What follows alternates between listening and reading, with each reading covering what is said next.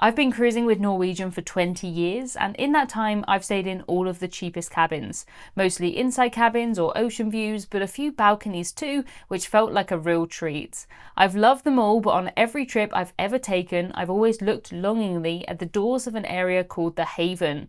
It's always felt like some sort of forbidden secret that I've never been able to experience. I never imagined that I would really stay there, but for the last 3 days I have.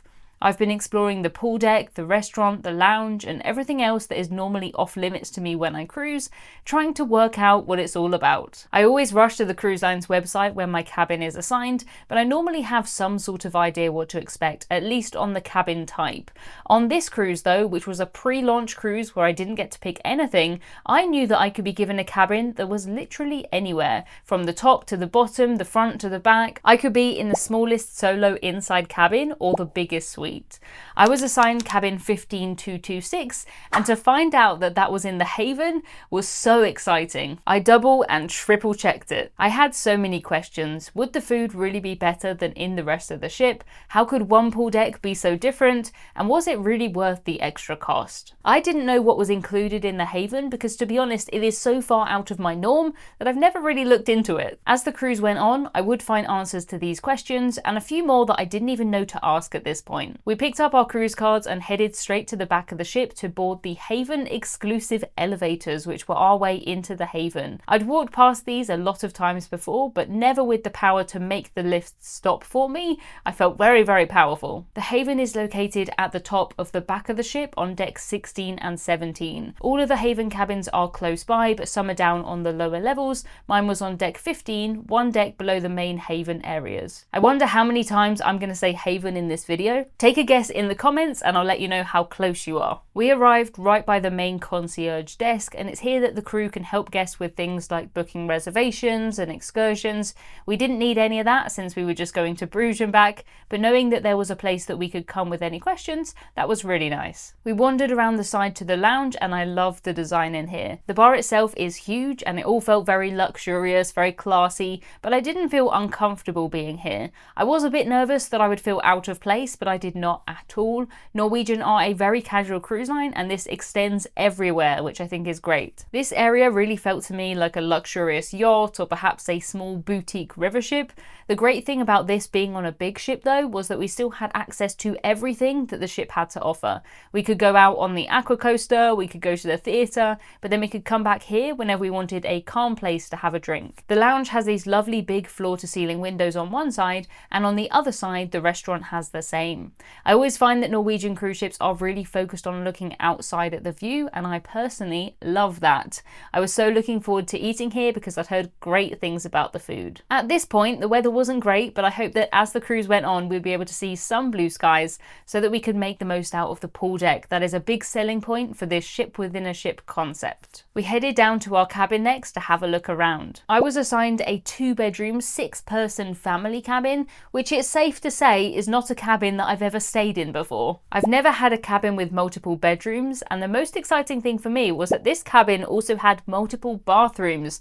2 toilets in one cabin is just such a crazy concept to me.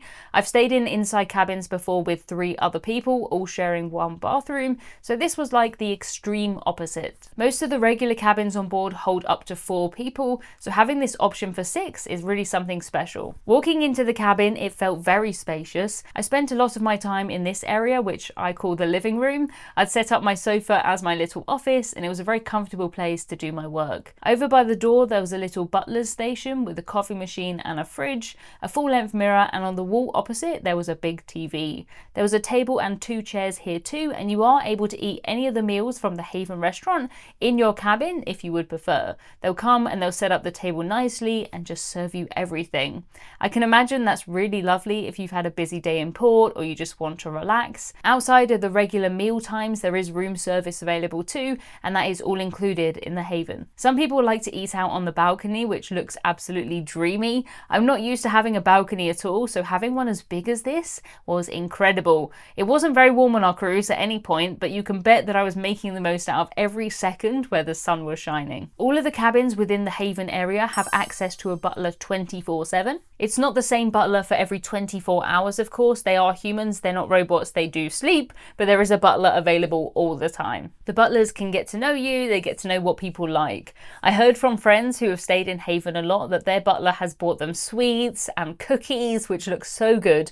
I think I'd have a really hard time resisting those if they just magically appeared in my room whenever I wanted them, so I'm not sure honestly that I could trust myself with that kind of power. There are more perks too that I didn't have the chance to experience, like priority embarkation, because I was already on board the ship. Before this, I stayed in a regular cabin, and that gave me a chance to really explore everything on board. There are also reserved seats in the theatre, but as I had already seen all of the main shows, I decided mostly to stay in the Haven. I only had a few days in this area, so I was gonna make the most out of it. The bedroom was so comfortable, and this is probably the biggest bed that I've ever slept in. The blinds were operated with these buttons and all of the lights dimmed. We had plenty of plug sockets and USBs in the bedroom part of our cabin, both the old and new style. I said the USBs the wrong way around on a YouTube video about a year ago, and I'm still being corrected, so I'm just gonna say the old and new style from now on. I love being able to lay in bed to watch a sail away. I think they've organised the space here really well by having the bathrooms further into the cabin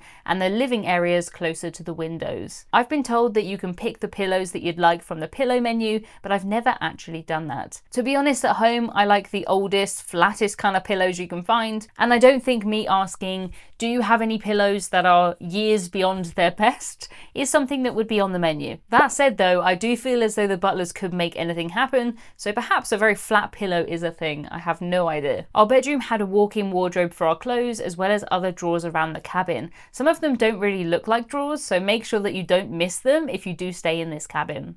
The ensuite bathroom was the most amazing space, with a giant sink, a big shower, some really nice toiletries, and a toilet in its own little room. I like it when the toilets are separate like this, maybe because the setup isn't so uncommon in the UK where I live, and the house where I grew up was just like this. Back across the main lounge, there was another room which converts into a second bedroom with 2 bunk beds and a second bathroom. The sofa in the main lounge is a sofa bed too, so that is how this cabin sleeps 6. This cabin is advertised as a family cabin, and I think it works really well for that. The kids can sleep in this room, or they can spend time in here during the day if they want some privacy, while the adults basically have their own half of the cabin. You could pretty much call it the East Wing or the West Wing if you were feeling fancy. There's a TV in the second bedroom too, which brings the TV count to 3. 3 TVs in one cabin. I think I'm always going to be looking for that second bathroom now, which might be a blessing or a curse. There was something really different in these bathrooms though, but more about that later. We headed into the Haven restaurant for our dinner next, and I met with a friend of mine, Sherry, who you may know from the Cruise Tips TV YouTube channel. The food was absolutely fantastic. It's some of the best food I've ever had on a cruise,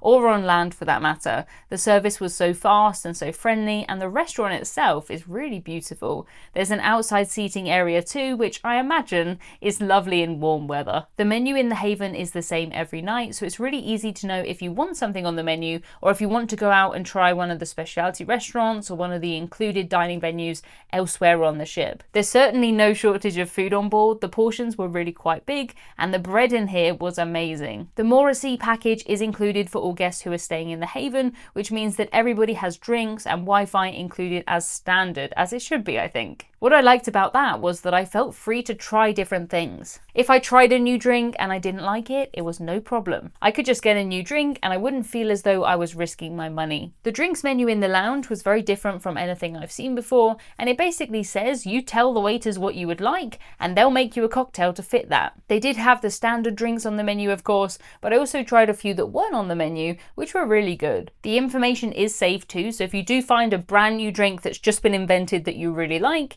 they'll be able to make it again and again. We talked to lots of crew members on board, some of which had been working on board for a decade or even more, which I think shows that they like it. They were so excited to be on a brand new cruise ship, and we were too. One thing that did take some getting used to for me was that there's no staircase actually within the Haven. So that meant that if I was on deck 16 and I wanted to get to my cabin on 15, I could either take the lift down one, or I'd walk out the Haven, go down the stairs and come back in. Not a problem at all, of course. I just find it strange, as I don't usually take the lift at all when I cruise if I can avoid it. Maybe Norwegian could install a slide or something here instead, because Norwegian are really good at slides. As we went to bed, we got to see the most amazing sight from our balcony. We sailed away in fog that was so thick that the cruise ship had to use the foghorn. I know some people do find this creepy, but I just think that it is the coolest. I'll play the noise for you now.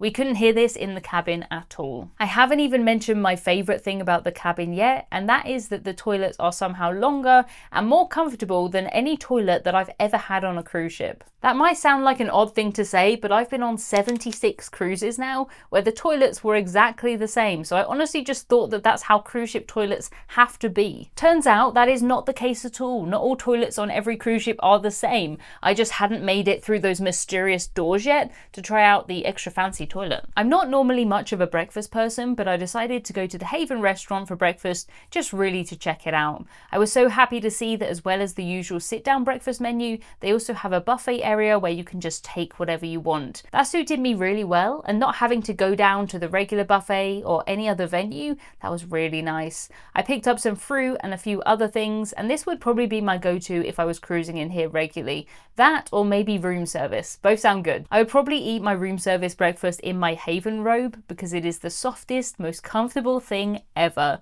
I would always choose to wear this instead of putting on a jumper or a coat. Whatever clothes I had, this would go on top. It has pockets too, it is perfect. I took the robe up to the top deck when the sun did come out, and I just wore it over my swimwear. Guests of the Haven have access to the most amazing pool deck on deck 16, which has a bar and an infinity pool at the back. There's a sauna and an ice room too, as well as lots and lots of comfortable seats. On the deck above, there are loads more places to sit and hot tubs too. It did make me laugh when I saw this seat with all of these pillows on it. Either somebody really likes pillows or they were just storing them there for a while. I think that's more likely.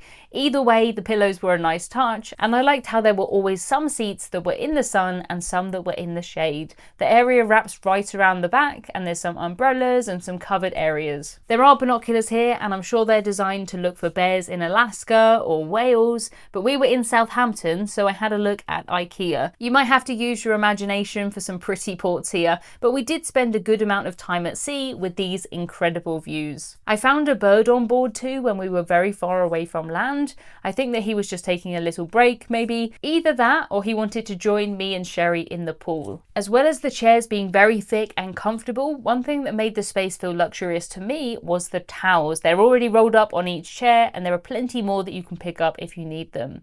Each seat has a place for your drink too, which is great, and this is something I think Norwegian do really well, not just within the Haven, but outside too. The sun loungers always have tables. It's a small thing, admittedly, but it does make a big difference, and I think that was the 25th time I've said the word Haven in this video, so let me know if that adds up with what you're thinking. Of course, I just said it again, so that's 26 now. The waiters would come around offering us drinks when we were here, and I did take a dip in the pool, which was lovely. This cruise for me was at the end of a trip which started in Lisbon, where we had some very, very rough seas. So seeing the blue sky here, it felt like a dream come true. I never thought it would happen. To find out what happened on that first cruise and what we got up to on the rest of the ship, check out this video next. You'll get to see the complete ship, all the shows, all the food that I ate, and even see me brave a 10-story drop slide. So I'll see you there in a couple of seconds.